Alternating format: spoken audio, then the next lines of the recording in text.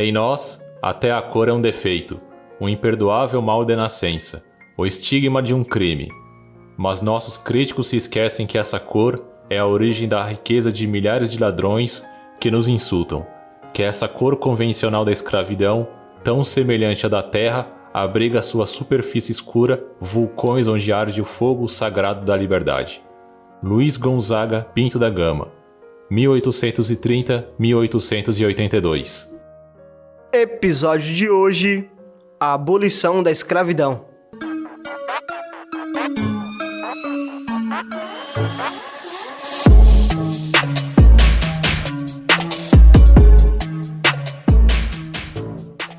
Você que aí está do outro lado do fone de ouvido, você jovem que nos ouve, vai prestar a prova do Enem, né? A gente tem um curso de História do Brasil pra você. O curso tá lá na Udemy. A gente vai falar sobre o processo colonial, a administração colonial, crise do sistema colonial, processo de independência, as monarquias, né? Principalmente o segundo reinado. Vai falar da Era Vargas, da República Oligárquica, sobre o coronelismo, sobre a ditadura militar. A gente vai fazer um passeio aí sobre a história do Brasil. E você que está querendo aumentar mais o seu conhecimento, quer aprimorar mais os seus conhecimentos na área da história do Brasil, a gente tem esse curso para você, com um preço bastante acessível. E claro, como tá na Udemy, a Udemy sempre coloca promoções relâmpago lá dentro. Então o link do curso tá na descrição desse podcast e não esqueça de comprar, beleza? Você que tá aí a fim de melhorar seus conhecimentos para fazer a prova do Enem ou algum concurso público, vai adorar esse curso. Beleza? Vamos para o podcast.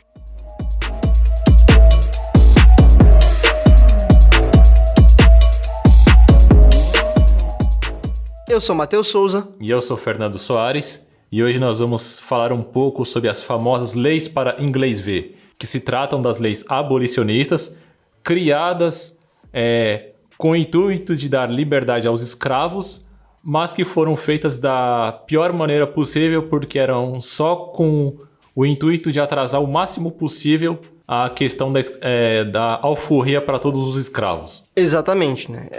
Quando os Estados Unidos abolem a escravidão, só 3 países na América, incluindo todas as Américas, tinham escravos, né? Era legal ter escravo, que era o Brasil, Cuba e Costa Rica, se eu não me engano. Costa Rica. Então, só esses 3 países em toda a América foram os únicos, depois dos Estados Unidos, a terem a escravidão ser legal. E o Brasil foi o último país a abolir a escravidão, né? E por uma questão imperialista, né? Nem era por uma questão humanista, vamos dizer assim. E tudo tem início, né, com a Revolução Industrial. A Revolução Industrial acontece lá nos Estados Unidos, século XVIII. Diabo tem a ver Revolução Industrial com abolição. Então, pensa o seguinte. Olha lá, o inglês tá lá seus produtos, né? Sua muamba. E precisa vender, né? Precisa de gente para comprar. Escravo, ele não tem salário. Se ele não recebe um salário, ele não tem dinheiro. Se ele não tem dinheiro, ele não pode comprar produto. Porque a Inglaterra vendia não só para a Inglaterra, nem para a Europa, vendia praticamente para o mundo inteiro. Se tem a abolição da escravidão, essas pessoas agora têm que ser empregadas, assalariadas. Tendo um salário, ela pode comprar os meus produtos, assim eu enriqueço mais. Então, a questão do fim da escravidão não é uma questão de humanidade, mas sim uma questão econômica e de vantagem para os ingleses. E tudo vai começar, né, em 1831, né? Os ingleses eles já vinham com uma pressão grande sobre, principalmente ali a década de 1820, sobre o Brasil, para que o Brasil abolisse a escravidão. Só que se abolisse a escravidão no Brasil, quebrava as pernas do Brasil, porque era praticamente os braços e as pernas do motor econômico brasileiro, né, da colônia portuguesa. Então, se acabasse com a escravidão, era praticamente um fim esse sistema escravista e também o sistema econômico da colônia portuguesa, que tanto enriquecia a colônia portuguesa. Me lembrei até de um meme. Como é que um país como a gente foi colonizado por um pior? Então, né, a pressão inglesa fez o Brasil assumir os compromissos que proibiria o tráfico negreiro na década de 1820. Tá bom. Eu vou abolir. Aí a Inglaterra pergunta, quando? Não sei. Eu vou. É o famoso empurrar com a barriga dos brasileiros. Pois é, e empurra durante toda a década de 1820 e em 1831, depois de tanto encher o saco, o resultado saiu, né, desse compromisso, né, que ficou conhecido como Lei Feijó, de 1831, que proibia o tráfico negreiro. Mas mesmo assim o tráfico negreiro continuou. Dependiam da escravidão, dos escravos, dos negros escravizados. Então, continuou até meados de 1856, né? Mesmo com a lei que encerrou ali o tráfico. Então, em 1845, né? E aí, essa lei Feijó, né? De 1831, ficou conhecida como, você mesmo disse, né? A lei para inglês ver. Tipo, a gente tem uma lei aqui, ó, que proíbe o tráfico. Tem aquele meme do Simpson. Não, é do Simpson, né? Do Homer Simpson, que ele tá, tipo, trincadão assim na frente, lisinho. Aí quando você vê, ele tá segurando... Quando ele tá com todos os defeitos nas costas. Exatamente, a gordura toda nas costas. Tipo, aqui na frente, o do Homer Simpson Lei Feijó, né? De 1831. E atrás tá os escravos passando, tá ligado? Lei Feijó na frente, a escravidão comendo solta pelo lado de trás. Pois é. Então, em 1845, né, a Inglaterra, enfurecida com a postura permissiva do Brasil, com esse tráfico, então, né, a Inglaterra decreta a Lei Bill-a-Barden, que permitia que embarcações britânicas invadissem as águas territoriais da colônia portuguesa para prender navios negreiros. Você não vai parar não, então eu vou entrar e fazer você parar na base do tapa, tá ligado? É o que a Inglaterra vai fazer. Aí o Brasil, como pacífico que é, pra que agressividade? Pra que isso? Paz e amor. Vamos resolver na maciota aqui, vamos negociar. Na diplomacia, né? Então, o Brasil pediu na farofa, né? Ele com medo de acontecer uma guerra entre Brasil e Inglaterra. A Inglaterra, na época, a maior potência econômica do mundo e militar também. Então, fez com que uma lei fosse aprovada de vez, né, em 1850, que ficou conhecida como Lei Eusébio de Queiroz, que era a Lei Eusébio de Queiroz. Ela decretava a proibição definitiva sobre o tráfico negreiro no Brasil, mas permitia que os africanos que chegaram após a lei de 1831 continuassem como escravos, ou seja, tem a lei lá que proibia a escravidão, em 1831, que não serviu pra porra nenhuma. Aí, beleza, aí tá vindo escravo negro, todo mundo sendo escravizado, e em 1850 tem uma nova lei que proibia definitivamente o tráfico, né, negreiro. Mas também quem já chegou não quer dizer que não vai ser mais escravo, né? Quem chegou, chegou. Quem teve a sorte de não chegar depois, beleza, não vai ser mais escravo. Mas quem já chegou aqui escravo, vai continuar escravo. Os ingleses impediam que novas remessas chegassem até aqui, mas os que já estavam em terra continuaram a ser vendidos. Pois é. Então você, por exemplo, se faltava numa província do sul, se não tivesse, vamos dizer assim, a procura por uma alta demanda de escravos. Beleza, eu não consigo mais trazer do continente africano. Mas nas províncias do norte e nordeste ainda tem muito sobrando. Então eu vou lá, negocio com os caras e faço uma troca. Eu pego os de lá e trago pro sul. Exatamente, né? É o que vai acontecer, né? Ficar conhecido como tráfico interprovincial. Isso, porque os ingleses conseguiram cortar o tráfico de escravos, mas o tráfico de escravos externo.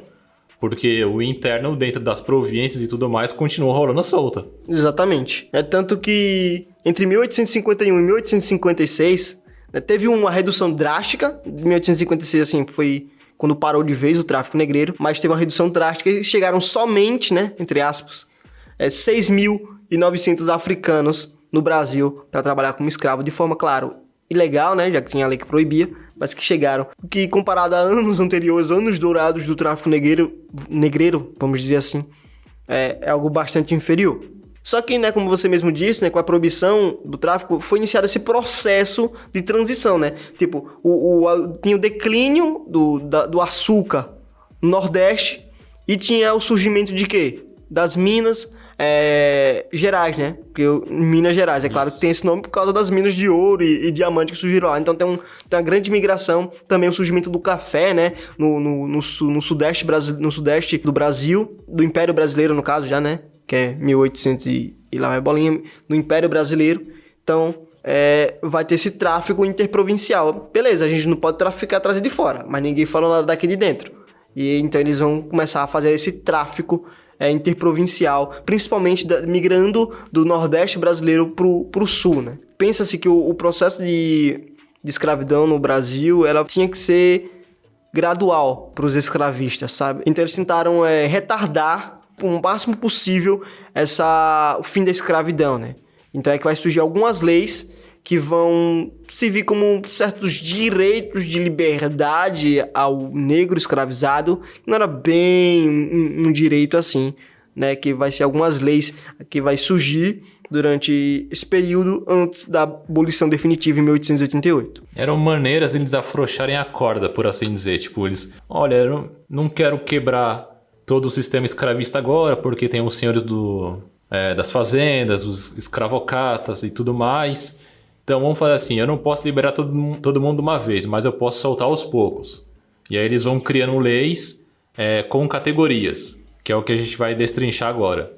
Então, nesse contexto de tentar retardar o fim da escravidão, né, vai surgir algumas leis que vão tentar dar uma certa liberdade, entre aspas, para os negros escravizados no Brasil. E uma dessas leis ele vai estar no contexto do fim da Guerra do Paraguai, né, que com o movimento abolicionista ela começou a se estruturar, mas politicamente a pauta não avançava por conta dessa Guerra do Paraguai, né? Tinha essa pauta abolicionista, mas por causa da Guerra do Paraguai, tava muita gente preocupada com a Guerra do Paraguai, então fica um pouco de lado e só vai voltar à tona com o fim da guerra, né?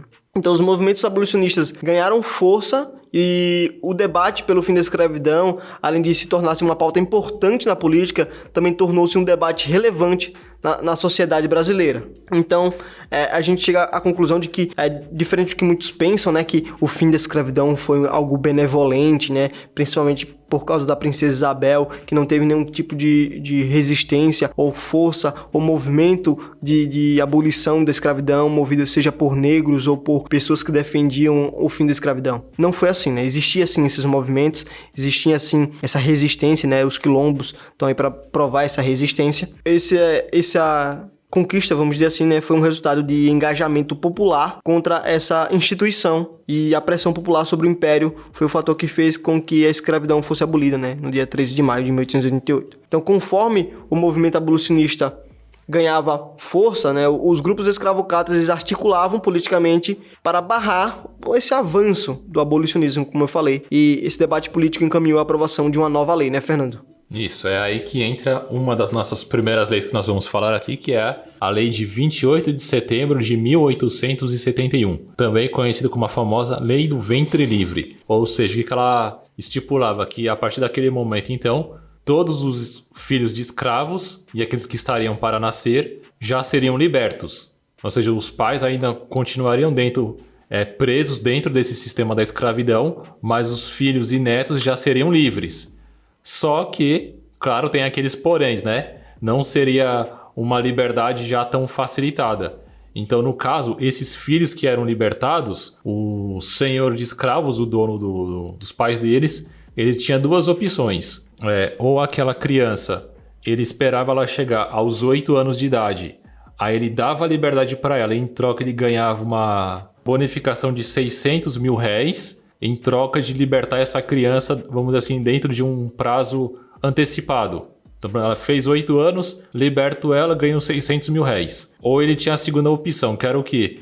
Ele dava a liberdade para essa criança que estaria para nascer, mas só quando ela completasse 21 anos. Ou seja, até os 21, ela continuava sob a posse dele como um escravo comum. Exatamente. Então a gente já vê aí que essa liberdade do ventre livre não era tão liberta assim. Tipo, você, quando nasce, você já nasce livre. Mas, né, o porém, o entretanto, todavia, é o que pega aí, né? O mas é o que fode, porque você pode ser liberto, claro, nasceu livre. Depois que prestar serviços para o dono da sua mãe ou do seu pai, né? Exato, aquela famosa situação que todo mundo fala, leia sempre as letras miúdas do contrato. Exatamente. Ou seja, você é livre, mas... Leia o rodapé. Leia o rodapé, porque você é livre, mas dentro de que condições? Ou o senhor dele ganhava uma grana para liberar ele enquanto ele ainda era criança, ou seja, ele já era livre, mas eu posso libertar você se eu ganhar mais uma grana, né? Por que perder essa chance? Pois é, e tipo, com 8 anos, quer ser livre, beleza. Quer libertar sua criança com 8 anos, beleza. Mas aí você tem que pagar uma multinha, né? Juros pelos gastos, né? Que a gente teve aqui com o menino. Exato. E se não quiser pagar, só espera mais uns... O quê? 13 anos, né?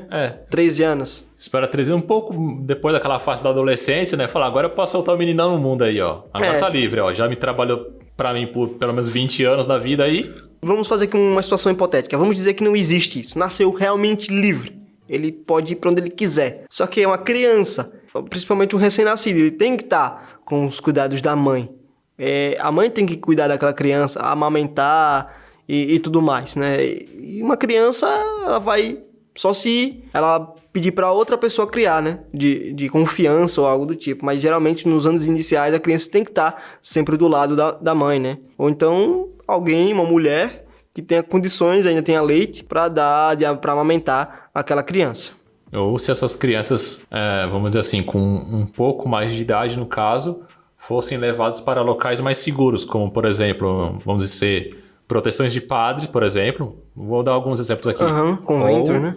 Ou se elas fossem levadas para dentro dos próprios quilombos, porque seria uma zona segura para elas, já que elas já eram livres, e elas estariam dentro de uma população que compreendia o valor daquela liberdade. Exatamente. Imagina a situação, beleza, vamos dizer que ela conseguisse criar a criança até os 10 anos dela, certo? Onde pelo menos a criança já tem um certo... Como é que eu posso dizer? Um certo raciocínio para tomar algumas atitudes, certo?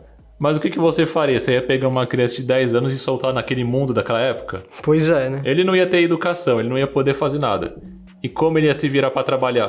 Porque, querendo ou não, ele ia ser obrigado a trabalhar em algum momento para se autossustentar. Então essa lei do ventre livre, ela é decretada para atender uma série de interesses de donos de escravos, né? Que tinha pretexto prolongar mais a vida lá do ser enquanto escravo, né? Enquanto sua posse, enquanto sua propriedade. Então, foi utilizada frequentemente, né, por advogados e rábulas, que é advogados sem formação acadêmica, abolicionistas na defesa dos escravizados. Essa atuação na lei foi uma forma de resistência popular contra a instituição da escravidão em nosso país, né? Então vai ter outra lei criada pelos escravocratas, com uma forma de atender às necessidades desses libertadores dos escravos e também dos seus próprios interesses, que é os interesses dessa transição gradual até o fim da escravidão, que vai ser a lei do sexagenário de 1885. Então, essa lei dos sexagenários, ela foi criada vamos dizer assim, no outro espectro da balança, porque uma era,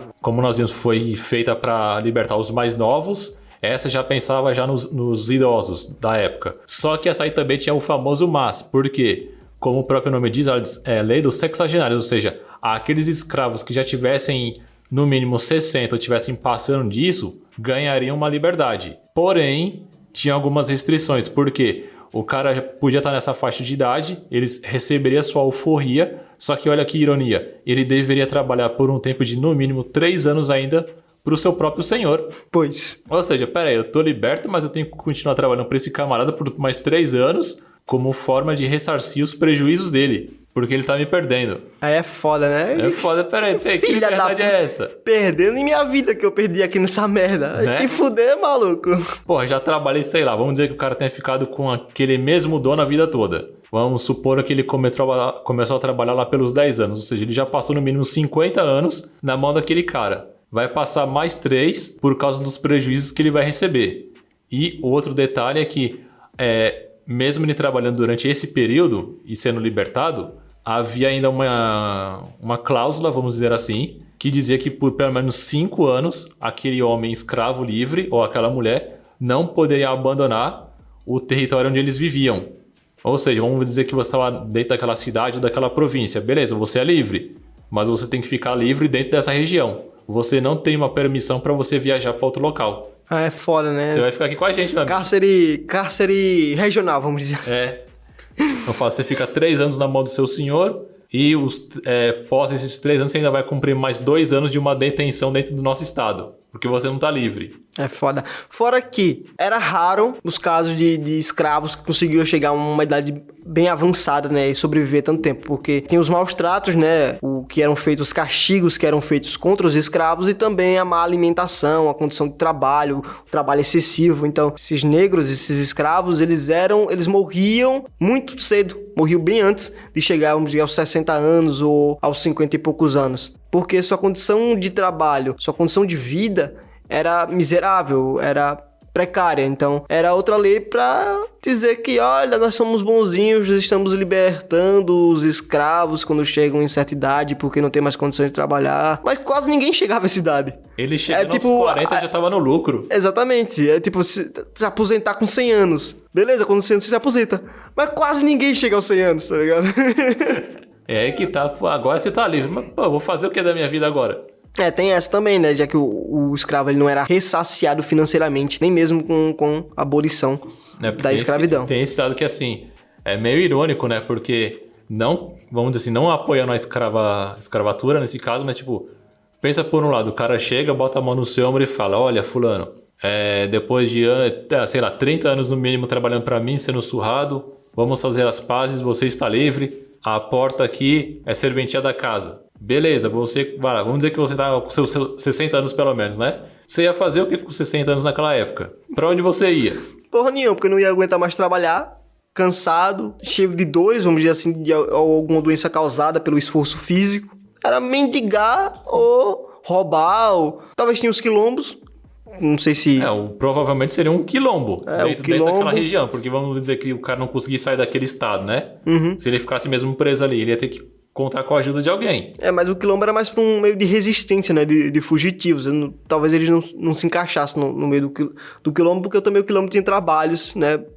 Como da própria comunidade, que servia para manter o quilombo. Então aquele negro livre, ele não teria condições de ajudar. E também ele era livre, ele não era fugido de ninguém. E talvez também seja uma hipótese aí, né? De que ele possa ter ido para um quilombo. A hipótese dele ter ido mais em busca de ajuda, né? Porque naquela idade você não ia ter muito para onde correr e pedir ajuda se não fosse ou para eles ou para pessoas que realmente se importassem com você e dessem uma voz para você, um apoio. Pois é. Então, né, esse movimento abolicionista, por sua vez, ele não ficou recluso a isso, né? Entre 1868 e 1871, surgiram 25 associações que defendiam a abolição em diferentes províncias do Brasil. Um dos nomes que já estava envolvido nessas associações, né, foi o Luiz Gama, né, que foi ex-escravo, e era Rábula, né, que é o advogado sem formação acadêmica. Então, ele atuou como advogado dos negros, ele conseguiu liberar muitos negros durante a sua vida, dar liberdade de muitos negros durante a sua vida, só com o papel de Rábula, e não cobravam desses ex-escravos, né, desses negros que eram escravizados e tinham sua liberdade dada pela via legal. Eles não cobravam desses negros, ele estava ali apenas para libertar os negros da escravidão. E aliás, vamos fazer um podcast sobre ele aí, quem sabe, que é considerado também um dos maiores brasileiros da história, né? O pessoal fala Machado de Assis e tudo mais, mas muita gente considera o Luiz Gama. Então, o crescimento da causa abolicionista aconteceu a partir da década de 1870, né? Mas na década de 1880, esse foi o assunto mais debatido no país. O crescimento do abolicionismo é expresso no dado que aponta que entre 1878 e 1885 surgiram 227 associações abolicionistas no país. Essa quantidade de associação contribuiu para espalhar a causa publicamente e fez com que classes populares do país começassem a defender o abolicionismo. Então não era só os negros que estavam lá, tipo, com o fim da Guerra do Paraguai, né, e a desvalorização do exército, e principalmente dos negros que foram prometidos à alforria dos negros que tinham participado na Guerra do Paraguai, muitos comandantes de alta patente do exército começaram a defender a abolição da escravidão no Brasil. Lembrando que desculpe cortar, mas só nesse contexto que é uma grande ironia, né? Porque na Guerra do Paraguai esses negros foram enviados, mas não por livre e espontânea vontade. Eles foram enviados porque tinha uma galera que não queria ir, mas não, como é que era resolvido? Você não quer ir, mas você pode mandar um dos seus escravos para lutar por você. Pois é. Bela foda. Liberdade essa aí. Se você sobreviver, ó, a alforria tá garantida aqui, ó. E uma dessas associações, né, era a Confederação Abolicionista, é uma associação criada por André Rebouças e José do Patrocínio. Então, a resistência ela contra a escravidão também ocorreu nas vias ilegais, né, pela legislação da época. E era comum que pessoas abrigassem escravos fugidos e que essas associações abolicionistas organizassem movimentos que roubavam escravos de seus donos e o levavam para o Ceará, que vai ser um local da abolição, que aconteceu em 1884 por causa dos caifases, né? E o abolicionismo popular é algo... Depois eu vou deixar um link aí para vocês darem uma olhada, que é bem interessante. E também os quilombos, né? Como a gente já falado aqui, vários quilombos pelo país. O mais famoso dele, né, é o Quilombo dos Palmares, que ficava em Alagoas, né?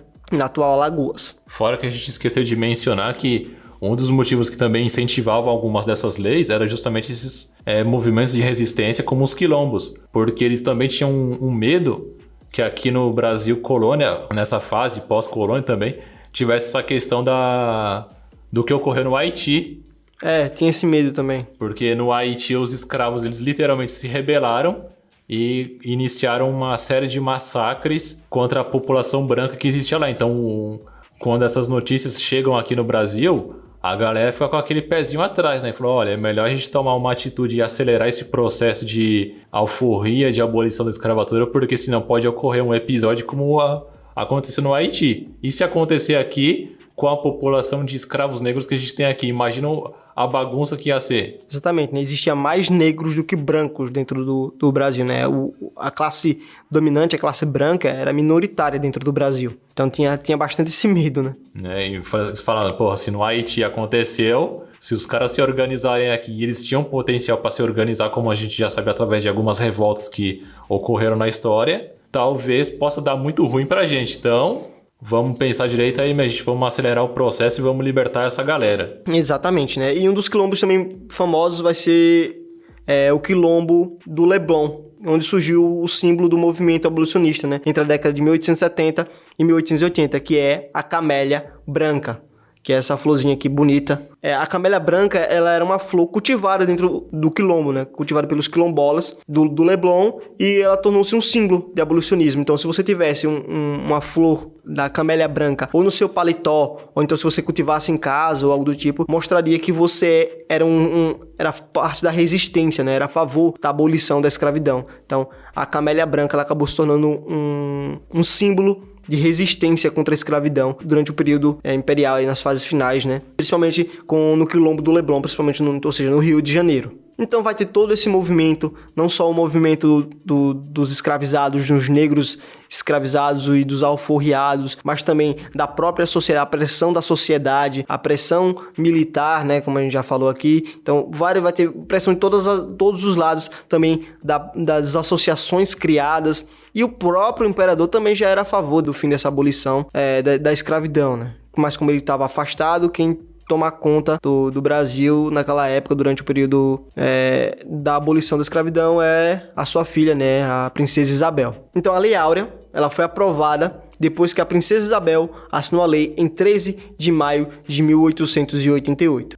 A adesão de diferentes grupos ao abolicionismo fez com que a causa ganhasse força em um nível nacional, né? E a ação, como percebemos, mobilizou os próprios escravos, contou com a adesão de diferentes grupos sociais e tomou espaço no debate político. E em 1887 a situação era insustentável e as revoltas de escravos espalhavam-se pelo país e as autoridades não conseguiam mais contorná-las, né? Controlá-las. Então, em 1888 foi o momento em que não dava mais para segurar, vamos abolir a escravidão. Então a gente percebe que, diferente do que muitos acreditam, e também do que foi passado, principalmente na minha época de escola, do que passado que a princesa Isabel era benevolente, de que ela fez por amor aos escravos. Sim, a gente entende que a princesa Isabel também tinha esse pensamento abolicionista. O destino, né, a história decidiu que é através das mãos delas que viesse o fim da escravidão. Mas não vale ressaltar que foi um desejo que partiu só dela, do pensamento de piedade dela, ou de querer salvar os negros, ou algo do tipo da escravidão. Não, era um movimento que os negros lutavam, os escravos lutavam, os alforriados lutavam, o comerciante, né, parte da sociedade lutava, parte do exército lutava pelo fim da escravidão.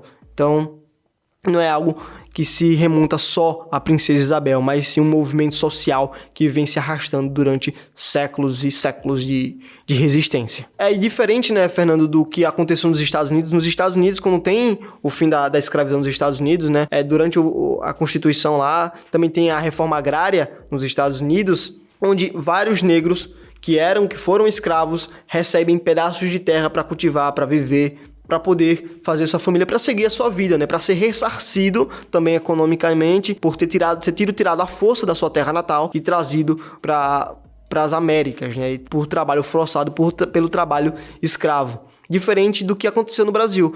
O Brasil, ele deu a liberdade aos escravos, beleza, a gente conseguiu a liberdade, tanto que teve festa por dias e dias no Brasil, comemorando o fim da escravidão. Quando acabou a farra, eles pensaram, beleza, a gente tá livre, mas a gente não tem nada aqui. A gente não tem terra, a gente não tem dinheiro, a A gente não tem nada. Tá bom, tem os casos, né, de alguns negros que conseguiram dinheiro através principalmente mulheres que vendiam, né, frutas ou doces na feira livre lá, né, que é conhecido como as escravas de ganho, que também arrecadavam dinheiro para si próprias, ou alguns proprietários ou burguês ou, sei lá, qualquer outro membro da elite daquela época, do império daquela época, que tivesse alguma benevolência com seu escravo ou com seu ex-escravo e desse algo para ele. Mas tirando isso, de resto, por parte do Estado, do governo ou do Império Brasileiro, não teve nenhum tipo de ressarciamento econômico. A maior parte, né, no caso. Exatamente. Porque nesses casos foram poucos os que conseguiram juntar uma grana por conta própria. Pois é. Mas a grande maioria recebeu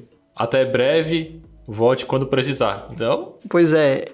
Essa foi a falha no sistema abolicionista brasileiro, na abolição da escravidão brasileira, né? E isso fez com que muitos voltassem para os seus ex-donos. Porque, tipo, eu não tenho nada, eu não tenho para onde ir, eu não tenho casa. Então, é melhor eu ficar aqui, trabalhar por um prato de comida e um teto para morar, para deitar, para dormir, do que estar à mercê aí, na vadiagem, na vagabundagem, ou até mesmo roubando. Então, alguns voltam para os seus donos, para trabalhar, nem que seja por um prato de comida e um teto para morar. E também tem a questão, né, das datas, né? Muitos acreditam que colocar, né, porque por muito tempo ficou marcado o 13 de maio como um mês em homenagem aos negros, né, da consciência negra, que posteriormente foi mudado para o dia 20 de novembro, quando morre Zumbi dos Palmares, né, um dos ícones, dos personagens da resistência negra contra a escravidão no Brasil. Então tem sim esse embate entre o 13 de maio de 1888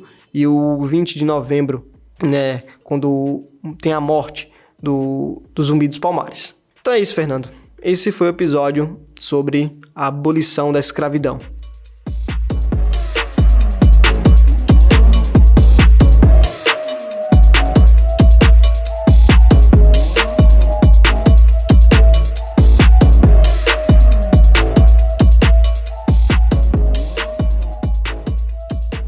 Muito obrigado, querido ouvinte, por nos ouvir até aqui. Seu lindo, maravilhoso.